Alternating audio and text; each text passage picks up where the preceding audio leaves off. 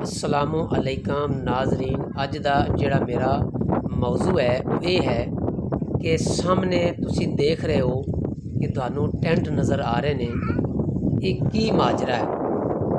मैं इन्हां दोस्तां दे कोल गया ते जाके इन्हां कोल सलाम बुलाया। सब तो पहले मैं इन्हां दी ज़ात पुछी है तो इन्हां मैनू दस्सिया है कि असीं शेख फैमिली दे नाल ताल्लुक रखने हैं। सानू लोग मलक भी कहते ने, तो पंजाबी च जिन्हों असीं मुसल्ली कहने हैं वो भी कहते ने। साढ़े कोल छत का इंतज़ाम नहीं है, असीं खुले आसमान के थल्ले बैठे हैं तो बड़े गरीब हैं, लेकिन असीं खानदानी हैं, किसी को मंगते नहीं।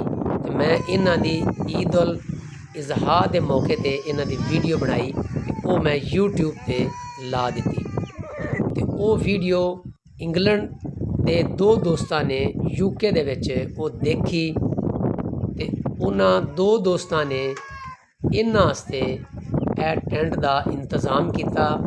मेरे तवस्सुस नाल, मेरी मार्फत दे नाल ये उन्हां 3 फैमिलियां नूं टेंट दिते ने ते पिछे 2 फैमिलियां इन्हां दियां रह गई ने। एक दा ताल्लुक यूके दे शहर कवंट्री च है और दूसरे दा ताल्लुक यूके दे शहर स्टोक च है। तो ये लोग बड़े खुश हैं, बहुत राज़ी हैं। तो अज मैं जदों इन्हां दी वीडियो बना के दोबारा यूट्यूब पर लगानी सी तो कुदरती तौर पर मौसम एडा सोहना तो सुहाना सी, तेज़ हवा भी चल रही है कि नाल हल्की फुल्की रिम झिम बारिश दी भी आ रही सी।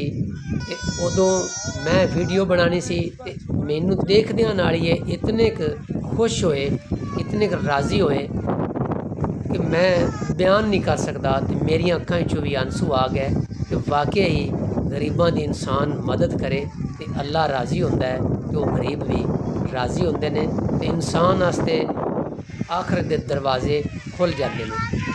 ये बहुत राज़ी हैं उन्हां 2 दोस्तां दे जिहड़े यूके दे विच रहिंदे ने। ए सामने तुसीं वेख रहे हो, बाकी इन्हां दी 2 फैमिलियां रह गई ने। ए उपर पॉलीथीन उन्हें अपनी 4 पाइयों के उत्ते दिती है। बारिश शुरू हो गई है तो इहदे विच सारे बच्चे इहदे विच वड़ गए ने ते वो बारिश बर्दाश्त कर रहे हैं। तो मेरी अपील है, अगर कोई मुखैर हज़रात इन्हां दी खिदमत करना चाहे तो इंशाअल्लाह ताला उन्हां दा 1-1 रुपया ज़ाया बिल्कुल नहीं जाएगा।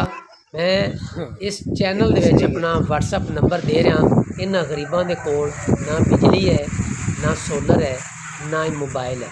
बहुत ही सादा तरीन लोग हैं, इंतहाई सादा तरीन लोग हैं। लिहाजा इन्हां दा नंबर मैं भी डायरैक्ट देंदा, मैं अपना ज़ाती व्हाट्सअप नंबर दे रहा। अगर कोई इन्हां दी खिदमत करना चाहता है टेंटां दे तवस्सुस नाल वास्ते नाल ते वो मेरे नंबर से रबता करके ते इन्हां दोस्तां दी ज़रूर खिदमत करे। मैं अल्हम्दुलिल्लाह वीडियो बनाउण तो हट के डेली दी बुनियाद ते जितनी मेरे को मदद होंदी है लकड़ी के मामलात, खान पीन के मामलात, मैं इन्हां दी रहनुमाई करना, सोच तो वाला तार रहनुमाई करना, इन्हां दा ख्याल रखना और इन्हां काम भी मैं लैके देना ताकि इन्हां दा सिस्टम चल सके।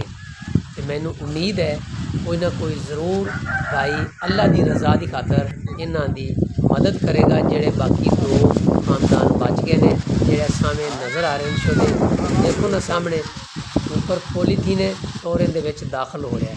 तो बारिश आ रही है, हल्की फुल्की रिमझिम शुरू हुई है। तो मैनू उम्मीद है तुहानू वीडियो पसंद आई होगी और इहदे ते इन्हां दे नाल मुहब्बत करदे आया वो ज़रूर इन्हां दे नाल तावन करनगे।